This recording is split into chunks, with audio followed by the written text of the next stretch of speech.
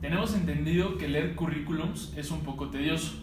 ¿Qué haces tú para seleccionar un currículum entre 20 currículums y cómo los vas desechando a primera vista? Pues mira, para empezar, tenemos dos formas de reclutamiento. Una es la externa y otra es la interna. La interna, pues obviamente va dentro de la empresa, se sube a un programa, por ejemplo en este caso en General Motors, se subía al programa interno que es Taleo y se pone la descripción del perfil, que es lo que estás requiriendo. Dentro de eso se ponen las carreras, se ponen los grados, habilidades, aptitudes, todo esto. Para el externo se hace lo mismo. Sí, llega gente que no tiene las mismas carreras, que no tiene las habilidades que se están buscando, pero lo primero que uno hace, bueno, yo lo que hacía era buscar las carreras que fueran afines. Si yo necesitaba un ingeniero mecánico, bueno, mecatrónico, un ingeniero, no sé, automotriz, o sea, vamos, en específico, ahí es como yo empezaba a liberar. Sí. Muchos perfiles, bueno, descripciones de puesto vienen también por género, si son hombre o mujer, entonces de ahí también vas como seleccionando. Todas las mujeres ahora sí que van fuera, los hombres dentro o viceversa, y las edades. Ok, ahora, ¿qué formas de lenguaje corporal tú consideras imprudentes a la hora de que tú haces una entrevista? Híjole, pues por ejemplo las malas palabras, ahí sí no se admiten, eso sería como lo principal. En el lenguaje corporal buscas una persona que sea abierta. En General Motors, para empezar, las entrevistas son por competencias. Entonces nosotros lo que hacíamos era lanzar una pregunta sobre un ejemplo de alguna situación donde se tendría que solucionar, por ejemplo, un problema y cómo es que se solucionaba. Entonces a partir de ahí tú te das cuenta si la persona, por ejemplo, cruza los brazos, pues eso indica que no tiene apertura. Una persona que se está como tocando mucho la cara o que se tapa la boca, que no te mira a los ojos, tiene que ver también, por ejemplo, la mirada. Si va, por ejemplo, los ojos a un lado es porque está inventando, ¿no? Porque en realidad no ha sucedido. Y como eran puros ejemplos, como son, o sea, en General Motors, insisto, son por competencias y son ejemplos que la persona ha vivido, cuando empieza a mirar a un lado, por ejemplo, los ojos, es cuando te sabes perfectamente que está inventando. Entonces ahí uno como entrevistador pues tiene que seguir preguntando para como atrapar si es verdad o no. Mucha gente también sube la mirada y todo por nervios o porque en ese momento no se acuerda, pero en realidad son entrevistas como relativamente fáciles, porque es algo que ya viviste. Ahora, ¿qué es lo que tú tomas principalmente o qué es a lo que a ti te llama la atención en primera impresión de una persona? ¿En currículum o físicamente? No, físicamente, ¿qué es lo primero que te llama de primera impresión o qué opinas tú de la primera impresión que tiene que dar una persona al llegar a una entrevista? Pues es que depende mucho el puesto. Si es una persona, por ejemplo, bueno, un puesto para recursos humanos y toca, obviamente, estar en muy contacto con la gente y es una persona que va a ir a vender a las ferias, por ejemplo, lo que es parte de becarios o si no como puestos como tal, tú estás buscando un perfil de una persona pues agraciada físicamente, ¿no? Algo que no disguste a la vista. Entonces, ese puesto requiere eso. Si por ejemplo nos vamos a la parte de las líneas, a un supervisor, no sé, y es una persona demasiado chaparrita, por ejemplo, puede llegar a influir esa parte también, ¿no? O sea, no te estoy diciendo que sea regla, pero aparte de que ves las habilidades, aptitudes, experiencia, toda esta parte, sí buscas de acuerdo al perfil físico también, porque ese, bueno, se habla en corto ya con la gente que requiere el puesto, ¿no? O sea, que tú crees que llegar bien vestido y que llegar bañado o que llegar oliendo rico influye cuando tú haces una entrevista. Sí, por supuesto, a mí me ha tocado casos de hacer una entrevista, hay muchísimas, bueno, hay entrevistas muy largas y dependiendo, insisto, el puesto. Cuando son entrevistas muy largas, el lugar, por ejemplo, es cerrado, hace mucho calor ahí dentro y la persona viene de las líneas ya sudada, pues es complicado, ¿no? Insisto, si volvemos a lo de la pregunta inicial, inicial.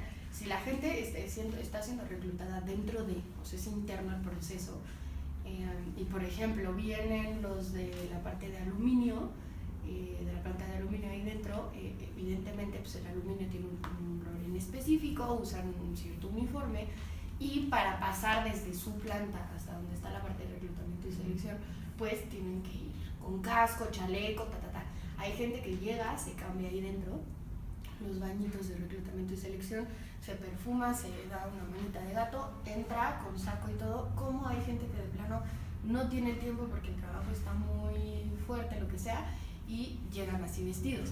Sí, claro que pasa que llegan, por ejemplo, insisto, el aluminio, y hablo en específico porque eso pasa con los de esa planta, huelen como muy específico.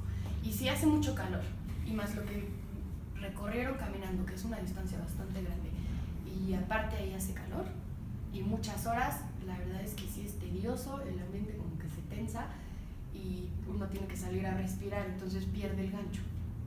Perfecto. Ahora, ¿qué actitud crees que debe tomar una persona que llegue a entrevista a una empresa? A una empresa, no sé, grande, por ejemplo General Motors. ¿Qué actitud debe tomar una persona? Yo te podría decir que tendría que ser una actitud sí comprometida y también ir relajado. Yo todas las entrevistas que me he tocado hacer, la verdad es que, insisto, son por competencias, son situaciones que han hecho en su experiencia o que han vivido dentro de la escuela, en el servicio, en las prácticas, entonces es algo que ya hiciste, solo es como contar un cuento de lo que tú has hecho. Yo te puedo decir que como reclutador, lo más padre es que al final pues vengan tranquilos porque se hace más dinámico, ¿no? Como este ping-pong donde puede haber una conversación. Yo arrojo una pregunta, tú platicas y yo sigo, o sea, más bien es como una comunicación, bueno, una plática, pero el problema, y me pasó a mí, o sea, llegas de fuera, es tu primera entrevista, llegas súper nervioso, no sabes si hacer más, si hacer menos. Yo lo que sí de plano creo firmemente es, tú tienes que decir lo que tú sabes hacer. Porque si empiezas a meterte en más cosas, entra el nervio y como reclutador cierras y te das cuenta perfectamente que la persona está mintiendo. Entonces a partir de eso ya no existe una confianza, por lo tanto ya no recomiendas, por lo tanto la persona no se quiere. Ok, y ahora ¿qué es a lo primero que tú le prestas la atención, tanto en el currículum como a la persona, cuando entrevistas a alguien? Pues cuando uno hace, por ejemplo, el currículum, bueno, cuando ya vas a entrevistar, tú ya tienes hechas varias preguntas. Tú ya leíste el currículum, ya lo estudiaste, y dentro de este proceso más o menos sabes qué es lo que tienes que preguntar. A pesar de que, por ejemplo, yo estudié psicología, estoy en reclutamiento y selección, yo tengo que estudiar el puesto que se está pidiendo, cuáles son los programas, o sea, yo estudio toda esta parte. Entonces, al final, mi forma de acomodar es, aparte de las preguntas que tengo que hacer por competencias, yo hago otras preguntas a lápiz dentro del currículum y empiezo a preguntar. Influye mucho la escuela de donde salieron, porque hay escuelas que dentro de las empresas están vetadas por comportamiento de los trabajadores, los que llegaron en su momento. Tiene que ver mucho la edad, porque hay muchas situaciones que te tienes que ir a Ramos Arizpe, no es que si no eres mayor de edad, ¿cómo te vas a, por ejemplo? O sea, es como esta parte, ¿no? O sea, sí influye la edad, influye mucho la escuela, influye mucho, por ejemplo, el tipo de...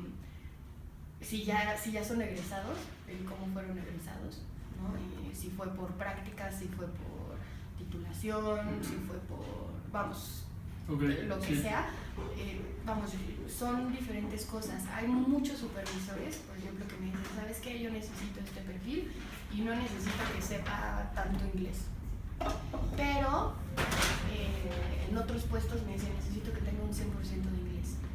Entonces ahí depende mucho, sí, del perfil que me están pidiendo, pero también a qué hora, ¿no? Hay muchísimos puestos que de plano es que yo necesito que tenga una disponibilidad, que sea soltero, que no tenga más de esta edad y que tenga disponibilidad de viajar. ¿Por qué? Porque lo voy a estar mandando cada rato. Entonces, obviamente, si está casado, si tiene hijos, se complica más la situación. Pero hay puestos donde no pasa nada. Insisto, tiene que ver mucho esta parte. Entonces, yo no te puedo decir que tengo un ABC en cada proceso, porque es dependiendo de lo que el supervisor pide. Hay mucha gente, por ejemplo, ejemplo, finanzas, no nos vamos muy lejos. La persona me dice, yo necesito uno de finanzas, esto, pero necesito que tenga una disponibilidad al 100% de tiempo. Y uno dice, ¿pero por qué? Si nada más va a estar el primer turno. Sí, pero lo que pasa es que en los cortes de mes, en los cierres de mes, para las auditorías, para esto, para el otro, yo lo necesito 100% de tiempo aquí. No tiene hora de salida, tiene hora de llegada, pero no de salida.